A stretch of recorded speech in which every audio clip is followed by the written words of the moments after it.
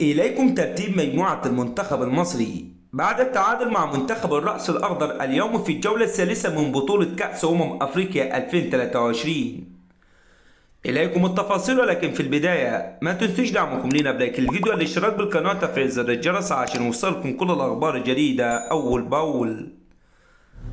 تأهل منتخب مصر إلى دور ال16 بكأس أفريقيا بعد التعادل الإيجابي مع نظير الرأس الأخضر بنتيجة هدفين مقابل هدفين في المباراة التي جمعت بين الفريقين على استاد فيليكس بواني بالعاصمة الإيفوارية أبيجان.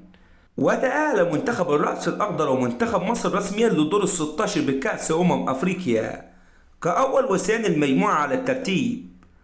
وجاء ترتيب مجموعة مصر في كأس أفريقيا بهذه النتيجة ليصبح الترتيب كالآتي: في المركز الأول الرأس الأخضر برصيد 7 نقاط، وفي المركز الثاني منتخب مصر برصيد 3 نقاط، وفي المركز الثالث منتخب غانا برصيد نقطتين، وفي المركز الرابع منتخب موزمبيق برصيد نقطتين،